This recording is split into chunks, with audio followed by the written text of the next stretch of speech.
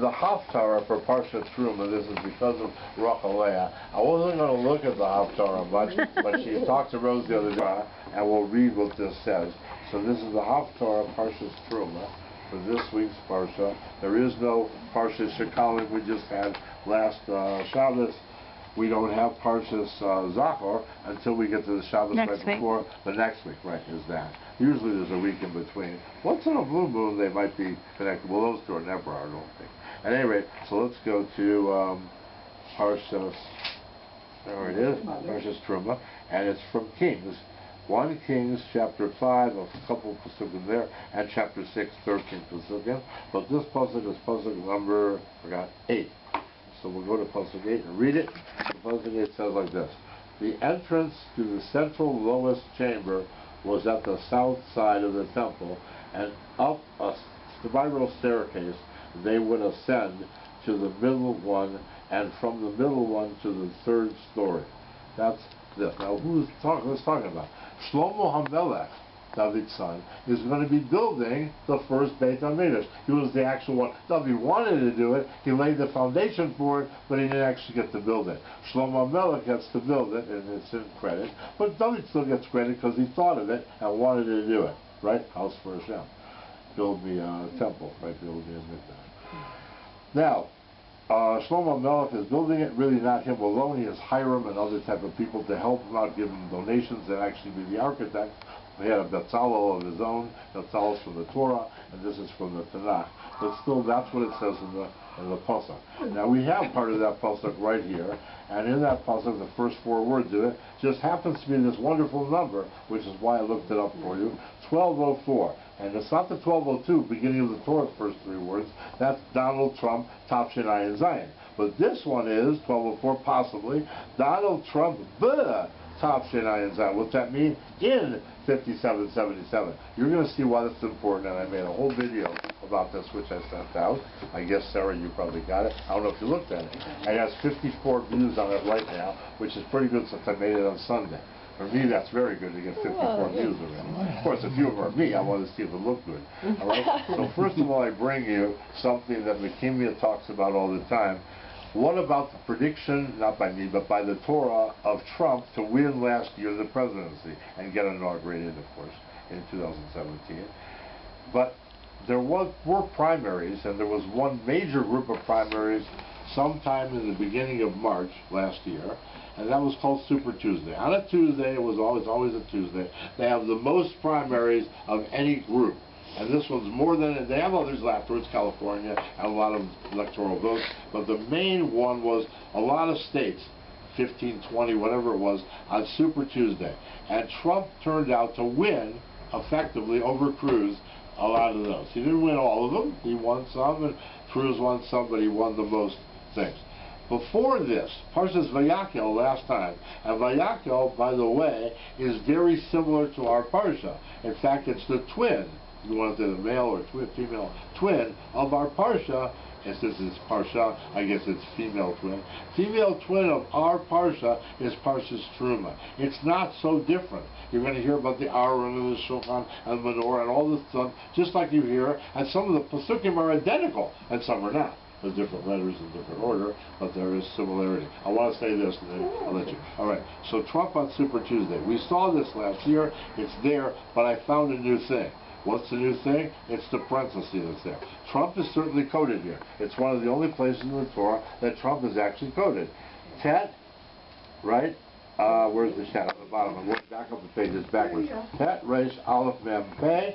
And not only that, but the Mem and the Pei are part of another word, and I need Sarah's help on this. The word surprise.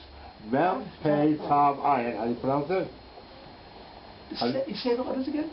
Mem, Pei, Tav, Ayin. There's probably a letter missing. Mem, Pei, Tav, Ayin, Miftav? Miftav, Miftiyah, or something like that. There's probably Hafta'ah. Probably Hafta'ah. All right, so there's a letter missing. But the point is that means surprise. So when I saw this, I said, 2 letters of Trump's name, and surprise, it surprised Trump. Why? Because he won something. I didn't know he was going to win anything. At that time, the little cherub thing was in effect. I thought this guy was a doofy little guy. I didn't know that, he's actually a big guy, but still, I didn't know he was going to win the presidency. I didn't know anything about him. And I found this and told it to the class. It's on a whole video. But look what's here besides that. This is for now. The parentheses that are there around 2 of the letters of his name, the resh and the tet, starting his name, and also another code letter also. Right, this new one, we'll see that's from Netzach, meaning winning. But that 2 parentheses are equal to our 1204 again. Okay. 1204 doesn't come up all the time. You just can't take words in a row and get 1204. Sometimes you can and sometimes you can't. But it's right there in Parshas Vayakhel, the twin Parsha, Donald Trump, B'Tavshin Ayin. Now, Zion, right? Now it's your question. It's not Ayin. Down here, the hara with the 1204 is B'Tavshin Kaf. Oh, I forgot to change it. I changed it at home and I didn't change it on mine. Do you have the one that's changed or not changed? No. I never changed it. Okay, I'm sorry. Of course, I know that. I typed it wrong. I meant to put Tavshin Ayin for sure. It is an Ayin. The Gematria is with an Ayin. It is not with a Kaf at all. Thank you. I did change it for everybody, but I forgot to type it in again. I did type it in. I forgot to print it again. That's what I forgot to do. I thought we did do that. I guess I forgot to do it. All right, anyway. So that's what's here. You also have the surprise, and you also have Netzach and all that stuff. And there's more on other parts. Now the big one. This is in the video that I sent out. This is not in the Parsha at all. But this is the reason for this code. I'm now going to tell you a reason. I did not know a reason for this code all the years I've taught this code for the last 10 years or so when I found it. It's an amazing code. In the 10 Commandments, second version, the one in Devarim, there's a change between the versions. Certainly you know one of the change. Instead of Zachor et Yom HaShabbat L'Kadsho, it's Shamor et Yom HaShabbat, and whatever it says after that. Right? It's longer. And also the Kivav V'Aim is slightly different. But the earlier Pesukim are almost identical. Some are identical. But to the first set of 10 Commandments, meaning the first statement of those, which is the one we use and the one we read on Shavuot. But this is the one in Devarim, and up above we have the Devarim version of this pasuk. The pasuk is Lo Tishtachav Leh, right? Lahem. Don't bow down to them. Idols. V'lo ta'avdem, and don't serve them.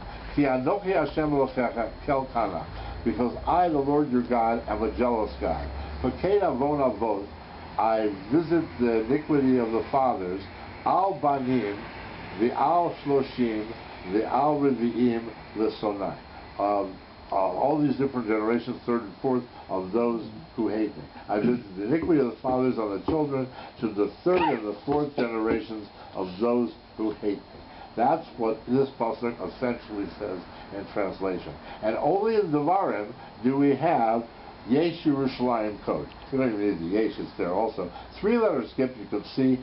Smallest skip in the Torah for Yerushalayim anywhere. There is no other smaller one. Happens to be backwards. It's even a final mem like you should have of Yerushalayim. It doesn't have that extra yud like the modern day city we say. But it's pronounced Yerushalayim. It's a code. And then if you notice, I put arrowheads down below to the one in Shmot.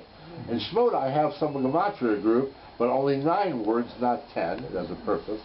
So there's 10 words before this code, only in Devarim, which have a special meaning, which you'll see, which is the reason, I believe, why Yerushalayim, and why what's going to happen this year, I think. But look at the Va'al. You can see I made it there, an underline. Va'al, in the one in Yerushalayim up above. Va'al. And below the word it points down to is the word Al. Right after Banim, we should have had Al, like in Shmot. But we don't, we have Vav. That extra Vav is the reason for the Yerushalayim code as far as codes are concerned. Without that Vav, God wouldn't have written that hook. Vav is a hook, right? It looks like a hook. Yeah. Called a hook.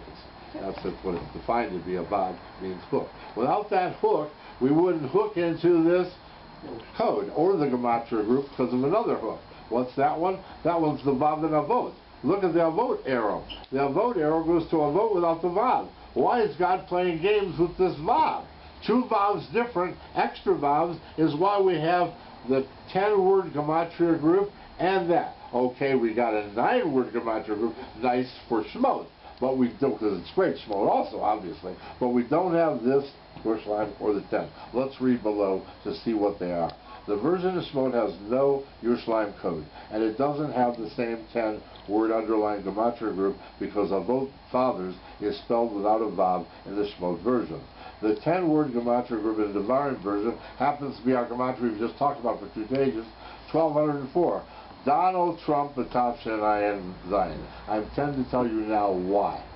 I'm not telling you that the whole Torah is waiting for Donald Trump to come around to give you this idea in the 10 Commandments. But I am going to tell you that he's involved because of the end of days. That's why his name is in the first 3 words of the Torah. It's not Donald Trump who's the issue. It's the issue that God wants to, this is end of days time, and he's doing it.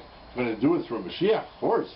Donald Trump is not Mashiach, but he might help bring him. I don't know. But his name is important here. 10 words. Why 10 words? 10 commandments. In the 10 commandments, there's a 10-word group with this extra vav and avot, and it's right next to the code. Not right next to the words that have the code. Banim, Baal, Shloshim, whatever.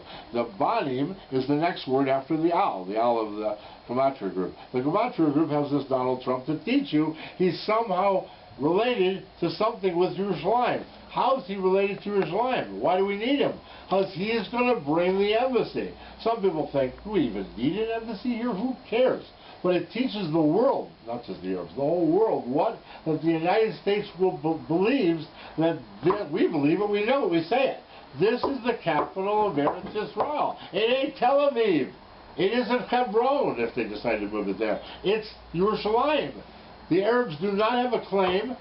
It's our land on anything in Israel, but especially Yerushalayim. This is the city. This is not just because we live here. That's wonderful. We live here. We can live in Hebron. It'll still be good too. We're in Israel, right? But this is the main place. It's where the Beit HaMikdash's 3rd one will be built, and it will be built because of this fact that he's involved in Islam and will teach the world that he's gutsy enough to do this. He don't care. You know that he doesn't care. He got Sweden mad at him the other day by saying something. Turned out the thing was totally true. Because fake news of Sweden, that they are beating up people and the foreigners over there and stuff like that. That was last week's issue. All of the stuff is true. Yes, he says stuff wrong sometimes. Yes, he looks a little weird when he holds up his hand. And yes, he eats some weird cereal or whatever for snack foods or whatever it is in the White House. Who cares?